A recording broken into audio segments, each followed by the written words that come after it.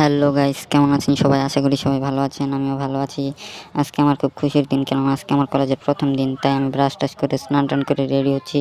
Ready হয়ে বের হয়ে পড়বো। এখন বের হয়ে চলে যাব আমি কলেজের উদ্দেশ্যে। এখন বাসা থেকে বের হয়ে পড়লাম। বের হয়ে আমি উঠে পড়লাম রিক্সায় করে চলে যাব বাস স্ট্যান্ড, কেননা ওখানে আমাদের কলেজের বাস দাঁড়িয়ে আছে। সেটা 8টা 10-এ ছেড়ে দেবে। তাই এখন আমি চলে যাব বাস স্ট্যান্ডে। বাস স্ট্যান্ডে এসে দেখি আমাদের বাস আগে থেকে দাঁড়িয়ে আছে, কিন্তু ওখানে কোনো জনমানব নেই ভিতরে। বাইরে আমাদের ফ্রেন্ড সার্কেলরা দাঁড়িয়ে আছে, আমার ক্লাসমেটরাই, ওরাও যাবে। আমরা একই কলেজে পড়ি। ওরা আমার সাথে ক্যামেরায় এসে সামিল হলো, ওদেরও দেখিয়ে দিলাম। এখন আমরা বাসে উঠে পড়লাম। সামনে বসতে চাইছিলাম, পরে ইচ্ছা করে পিছনে বসলাম। বাস একদম 8টা 10-এ ছেড়ে দিল।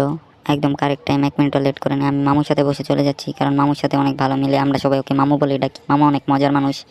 বাসে করে আমরা যাচ্ছি। আমি তো প্রথমে ভাবছিলাম যে বাসে শুধু কলেজের ছাত্ররাই যায়, পরে শুনি এই বাসে করে নাকি অনার্সের ছাত্ররাও যায়, মানে বিশ্ববিদ্যালয়ের ছাত্ররাও। এই জন্য মানে ভিডিওটা ঠিক মতো করতে পারলাম না।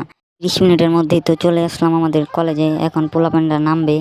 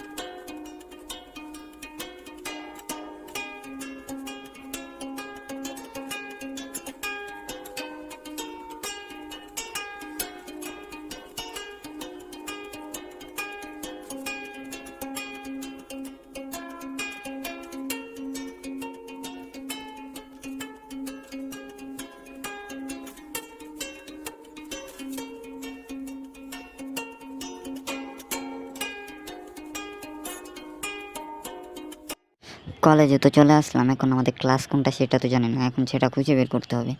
এইখানে দেওয়া আছে, দেখি নোটিশ বোর্ডে ক্লাসটা কোথায়, খুঁজে বের করি।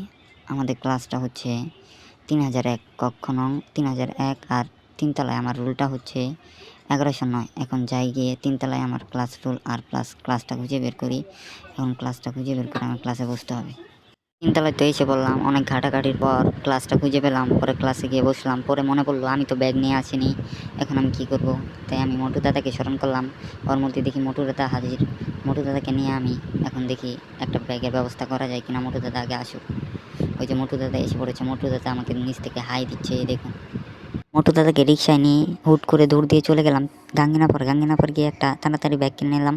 ব্যাগটা নিয়ে তাড়াতাড়ি দৌড় দিয়ে চলে আসলাম আবার কলেজের এখানে এসে আবার মনে পড়লো, আহারে আমি তো খাতা কলম কিচ্ছু কিনিনি। পরে আবার খাতা কলম কিনলাম। খাতা কলম কিনে ক্লাসে পৌঁছে গেলাম।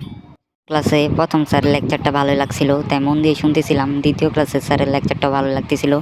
তৃতীয় ক্লাসে ছিল একটা ম্যাম, ওনার লেকচারটা অনেক সুন্দর ছিল। উনি বাংলা ক্লাস নিয়েছিল, ওনার ভিডিওটা করতে পারেনি দ্বিতীয় আর তৃতীয় ক্লাসে। কিন্তু চতুর্থ ক্লাসে যে স্যারটা লেকচার দিয়েছিল, ওনার ক্লাসটা অনেক বোরিং ছিল, বাট উনিও বুঝিয়েছিল। মানে সব মিলে আসলে কলেজটা আসলে অনেক বেস্ট। স্যারগুলো অনেক বেস্ট। ওনারা মানে বুয়েটের মানে বলতে গেলে আমার হিসাবে অনেক মানে ভালো ভালো চার বাংলাদেশের টপ স্যারের মধ্যে ওরাই বেস্ট। আর আমি তাই এই কলেজটাকে অনেক চুজ করেছি।